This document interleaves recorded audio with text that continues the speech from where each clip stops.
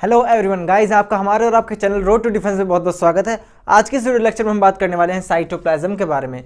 Guys, cytoplasm जो है बहुत ज़्यादा इंपॉर्टेंट चीज़ है। साइटोप्लाज्म क्या है उसके बारे में हम डीपली पढ़ने वाले हैं। थोड़ा उसके बारे में एक दो चीज़ें एक्स्ट्रा जानने की कोशिश करेंगे और इसका जो बेसिक मीनिंग है वो भी हम आपको समझाने की कोशिश करेंगे। तो बिना देरी करते हुए चलिए अब इस लेक्चर को स्टार्ट करते हैं।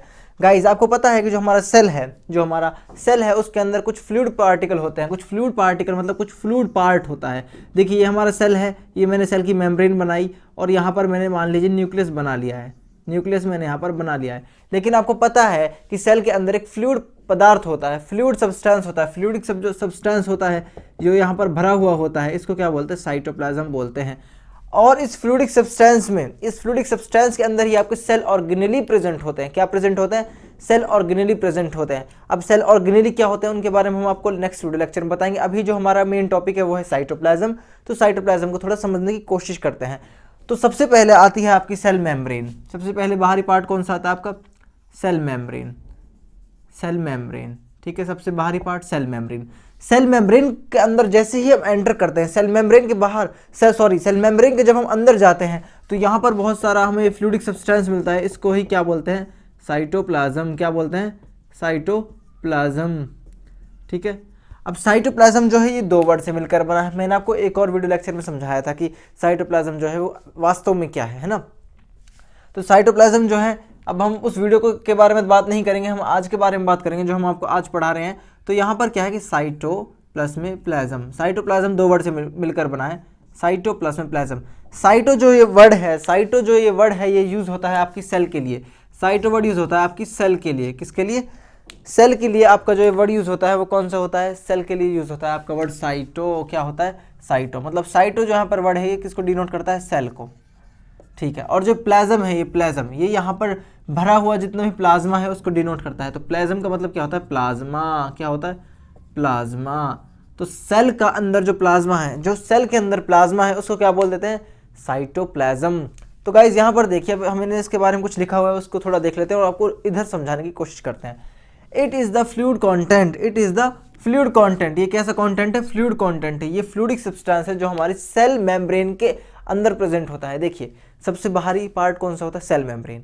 लेकिन कभी कभी सेल वॉल भी होती है। वो मैंने आपको बताया कि प्लांट के केस में और बैक्टीरिया के केस में और फंगी के केस में सेल वॉल होती है। लेकिन सेल वॉल के बाद क्या आता है आपका? सेल मेम्ब्रेन ही आता है। तो सेल मेम्ब्रेन के बाद जितना भी अंदर फ्लूइडिक सब्सटेंस है उसको क्या बोल देंगे? साइटोप्लाज्म बोल देंगे गाइज। तो साइटोप्लाज्म किसके बाद आने वाला पार्ट है? ये है आपके सेल मेम्ब्रेन के बाद आने वाला जितना भी पार्ट है वो आपका साइटोप्लाज्म है। अब साइटोप्लाज्म अगर आपको अब भी समझ नहीं आया तो इसको आप ऐसे समझिए। देखिए, आप एक घर बनाते हैं, हम सब एक घर बनाते हैं। एक सेकंड, मेरा डस्टर कहाँ है? ये रहा डस्टर। अब इस चीज़ को समझने के लिए मैं आपको एक रियल लाइफ एग्जांपल देना पसंद करूंगा।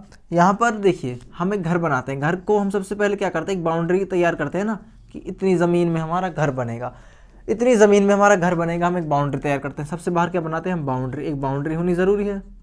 ठीक है, घर बनाने के लिए एक बाउंड्री का होना बहुत ज़्यादा ज़रूरी है।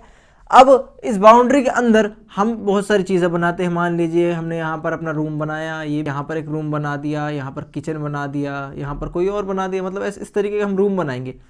जिस एरिया के अंदर ये चीज़ें हो रही हैं, देखिए यहाँ पर कुछ एरिया तो है। अब देखिए, यहाँ पर कुछ ज़मीन तो हमने ऑक्यूपाई करी है, कुछ स्पेस तो हमने लिया है, तो उस स्पेस के अंदर ही तो चीज़ें प्रेजेंट है। मतलब तो गाइज, मैं आपको क्या समझाना चाहता हूँ कि घर बनाने से पहले सबसे पहले हमें एक बाउंड्री चाहिए होती है। बाउंड्री के बाद हम उस एरिया को देखते हैं कि किधर क्या बनना है। तो जिस एरिया के अंदर बहुत सारी चीज़ें प्रेजेंट हों उसी को हम आपका साइटोप्लाज्म बोलते हैं। मतलब इस साइटोप्लाज्म के अंदर बहुत सारी चीज़ें प्रेजेंट होंगी। साइटोप्लाज्म के अंदर आपके सेल ऑर्गेनेली प्रेजेंट होंगे। साइटोप्लाज्म वो एरिया है जहां पर आपके सेल ऑर्गेनेली प्रेजेंट होंगे, जहां पर आरएनए प्रेजेंट होगा, जहां पर राइबोसोम्स प्रेजेंट होंगे, जहां पर आपका न्यूक्लियस भी प्रेजेंट होगा। तो बहुत सारी चीज़ें साइटोप्लाज्म के अंदर प्रेजेंट हैं। तो आप इस चीज़ को ऐसे समझिए कि मान लीजिए आपके पास एक रूम है और रूम की चार दीवारी हुई पड़ी है। जो चार दीवारी हुई पड़ी है वो आपकी सेल मेम्ब्रेन है, लेकिन उसके अंदर जो खाली स्पेस है वो आपका साइटोप्लाज्म है। या फिर जिस स्पेस के अंदर आपकी चीज़ें हैं, जैसे कि आपका बेड हो गया, आपकी टेबल हो गई, कुछ भी चीज़ें हो गई, वो क्या हो गया? आपका साइटोप्लाज्म। मतलब साइटोप्लाज्म जो है वो एक एरिया प्रोवाइड करा रहा है दूसरी चीज़ों को रखने के लिए। साइटोप्लाज्म जो है वो दूसरी चीज़ों को रखने के लिए, दूसरी चीज़ों के रहने के लिए क्या प्रोवाइड करा रहा है? एरिया। तो अब आपको शायद क्लियर हो गया होगा कि साइटोप्लाज्म क्या होता है। साइटोप्लाज्म जो है हमारे सेल ऑर्गेनेलिज को, मतलब सेल के अंदर जितने भी पार्ट होते हैं उनको रहने के लिए, मतलब उनके लिए जगह प्रोवाइड कराता है साइटोप्लाज्म। अब उसके बाद देखिए, it is the main area where many cellular reactions takes place. हमारा साइटोप्लाज्म वो मेन एरिया है जहाँ पर बहुत सारी सेलुलर रिएक्शंस होंगी। अब ये कौन कौन सी सेलुलर रिएक्शन होंगी वो जानना आज ज़्यादा ज़रूरी नहीं है, इसको हम आगे आने वाले लेक्चर्स में आपको समझाएंगे। बस आपको ये बात याद रखनी है कि जो सबसे ज़्यादा सेलुलर रिएक्शन होती है वो कहाँ पर होती हैं, आपके साइटोप्लाज्म के अंदर। कहाँ होती है, साइटोप्लाज्म के अंदर। ये इसका न्यूक्लियस हो गया। तो साइटोप्लाज्म के अंदर आपको क्या होती है, बहुत सारी रिएक्शंस होती हैं, सेलुलर रिएक्शन उनको बोलते हैं। उसके बाद cytoplasm contain cell organelle. Cytoplasm क्या कंटेन करता है, सेल ऑर्गेनली। अब ये सेल ऑर्गेनली क्या होती है, इसका मैं बेसिक कॉन्सेप्ट आपको समझाऊंगा, रियल लाइफ एग्जांपल दोबारा लेंगे। आप एक कंपनी को देखिए गाइस, एक कंपनी के अंदर सबसे बड़ा आदमी कौन होता है, उस कंपनी का बॉस। और उस कंपनी में बहुत सारे क्या होते हैं, एम्प्लॉयज जो उस कंपनी के लिए काम करते हैं। उसी तरीके से हमारा जो सेल है उसका जो बॉस है वो सेल का न्यूक्लियस है, जो न्यूक्लियस सेल के अंदर प्रेजेंट है। ये पेन ठीक से चल नहीं रहा है, दूसरा पेन लेना पड़ेगा। देखिए यहाँ पर हम दोबारा से एक सेल बनाते हैं। अब मैंने क्या कहा कि कंपनी को क्या ज़रूरत होती है, एक बॉस की और एम्प्लॉयज़ की। बॉस क्या करता है, कंट्रोल करता है, ऑर्डर देता है, और एम्प्लॉयज़ क्या करते हैं, उस ऑर्डर के अकॉर्डिंग काम करते हैं।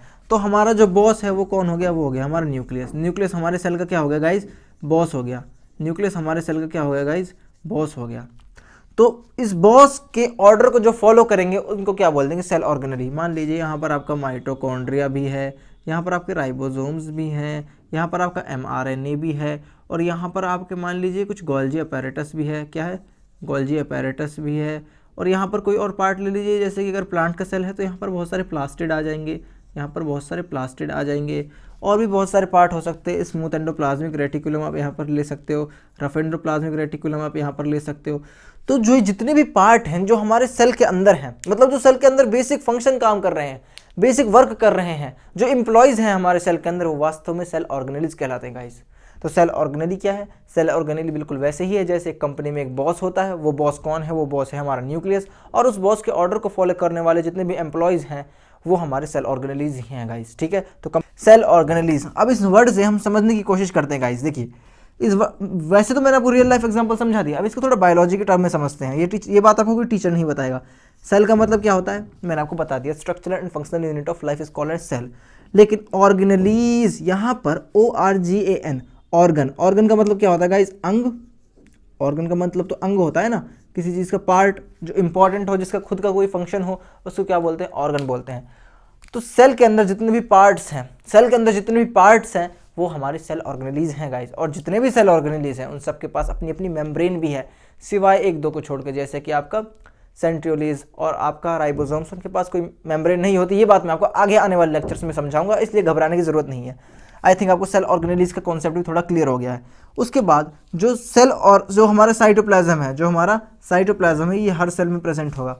Cytoplasm is present in every cell. अब कौन कौन सेल होती है, एक होती है आपकी यूकैरियोटिक, एक होती है आपकी प्रोकैरियोटिक। यूकैरियोटिक और प्रोकैरियोटिक मैंने आपको समझाया हुआ है। अगर आप इस लेक्चर को नया देख रहे हैं, मतलब पहली बार देख रहे हैं, तो यहाँ आई बटन पर आ रहा होगा, आप इस वीडियो को जाकर देखिए गाइस, यूकैरियोटिक और प्रोकैरियोटिक सब समझ आ जाएगा।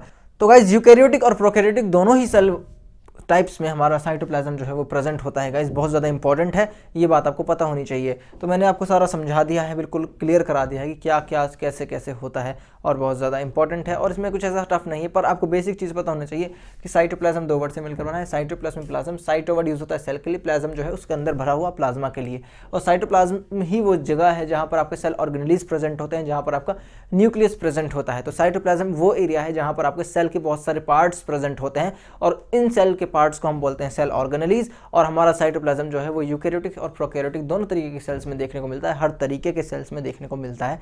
ये एक इंपॉर्टेंट चीज़ थी गाइस। और जितनी भी सेलुलर रिएक्शंस होती हैं, मोस्टली सेलुलर जो रिएक्शंस होती हैं, उनमें से ज़्यादातर जो इंपॉर्टेंट रिएक्शंस है वो होती हैं आपके साइटोप्लाज्म के अंदर। ये भी इंपॉर्टेंट चीज़ है गाइस, बहुत ज़्यादा इंपॉर्टेंट है। ये सारी चीज़ें मैंने आपको बताई, बिल्कुल बेसिक कॉन्सेप्ट क्रिएट करने वाली चीज़ें हैं। अगर आपको वीडियो लेक्चर समझ नहीं आया तो आप इसे दोबारा जाकर देखिए, इसको दोबारा देखिए।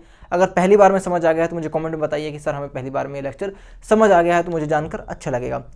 तो ये वीडियो लेक्चर गाइस यहीं तक का था। आई होप आपको थोड़ा बहुत तो क्लियर हुआ होगा। तो मिलते हैं आपसे किसी नेक्स्ट वीडियो में, और नेक्स्ट वीडियो में हम बात करेंगे सेल ऑर्गेनेलीज के बारे में गाइस। इन्हीं सेल ऑर्गेनेलीज को हम थोड़ा और डिस्क्राइब करेंगे, उनके बारे में लिखेंगे, बहुत ज़्यादा इंपॉर्टेंट है। तो गाइस तब तक के लिए आप अपना ध्यान रखिए, हो सके तो घर पर रहिए, सैनिटाइजर और मास्क दोनों का प्रॉपर यूज़ करें। Take care, bye.